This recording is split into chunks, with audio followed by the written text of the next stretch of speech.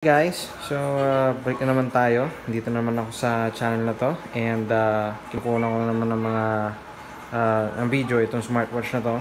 Although sabi ko sa last vlog ko, this will be the last time. I forgot to include the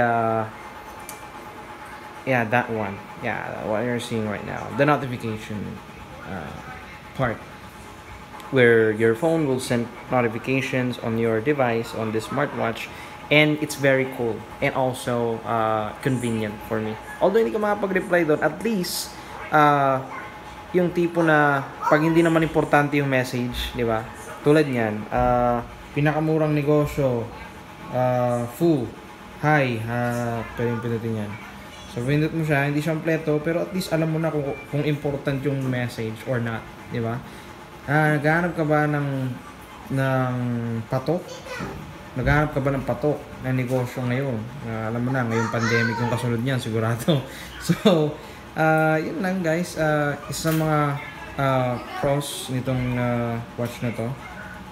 And although na-mention ko na itong kasi di ba dalawa to, napanood niyo yung unboxing ko dito na although it's kind of rubberized nga siya, pero at least di ba marami siyang butas, at maraming butas ibig sabihin mas presko. Hindi katulad ng isang smart Apple Watch strap na tinesting natin dito. Okay, so yun guys, isa sa mga nakita kong convenient na part dito sa smartwatch na to. So baba ko lang, no? Yeah. Wow. Okay, so it's really an awesome smartwatch for me. For being about a budget smartwatch, it can still show you the time, the footsteps, the date, also how much calories you have already burned. Although you just swipe here to the left, and it will show you the whole stocks. And also, you can swap one more. That will be the heartbeat. Okay. So, of course, pag umalagpas na yung heartbeat ko sa 100, kailangan ko na nitong okay, so nakikita nyo rin dito kasi tag-ulan, no? Kailangan ko na nitong take a break. So, take a break, yan, magpapakita sa inyo na kailangan nyo mag-relax, ayan, pag sobrang bilis ng heartbeat mo. And it will show you how to breathe in and breathe out. Also, yung basic exhale, inhale and exhale, of course. Para magkalma yung puso mo, yung beat ng puso mo, which is very important, of course. Not all people likes this kinds of smartwatches, no? Hindi naman lahat talaga fan ng smartwatches, no? Pero of course, people like me who are very fan of smartwatch, no? Kung nakita niyo yung mga unang vlogs ko about smartwatches na parang laruan lang talaga, na napatunayan ko hindi sila totoo, syempre baguhan ako ng time na yun, no? At least ngayon medyo nagkakaroon ako ng idea. Okay, so panoorin niyo ibang vlogs nito guys, hindi ako, pero ibang vloggers about this smartwatch.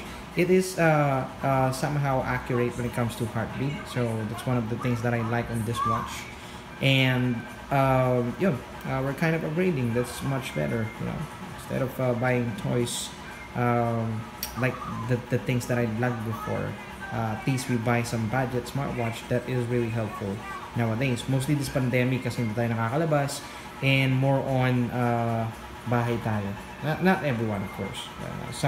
Somehow may mga tao na nagtatrabaho pa rin yun sa labas, sacrificing for their loved ones, of course. Thank you so much sa panonood. Gusto ko lang talaga mapakita rin sa inyo na isa sa mga convenient parts ng smartwatch na to is the notification. So, yun nga, hindi ka man makapag-reply, at least, you know, na yung part na, you know, tawag dito, yung part na, ay, hindi pala importante. Okay, hindi na ako pupunta sa phone ko. Lalo na ako naka-charge. Ang layo kasi ng charging station. Ayan. So, diyan pa yung charging station namin, di ba? So, mas okay, di ba? Kung hindi ka na, di mo na kailangan tumayo. Makikita mo na dito yung, although, pupunta ka muna dito. Somehow kasi pagka nagpa-pop up siya sa screen, pag meron siyang bagong message. Pero kung gusto mong balikan yung mga notification mo, ayan, punta ka lang dyan, then yan, makikita mo na. So ito, tulad nito, wala kang kwenta itong message na to. Diba? Anin ko naman itong message na to. So ba't pa pupunta sa phone ko pagka tumunog, diba? So at least dito pa lang sa nakahiga ako, or nasa labas ako, di ba? At least 1 meter away from the phone, at least connected pa rin yun pag 1 meter away.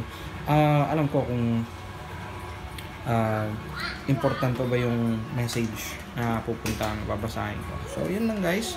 Thank you so much for watching again. Please keep safe where you're at right now. And again, this is Paul. You're watching De Hoya Gaming. Goodbye.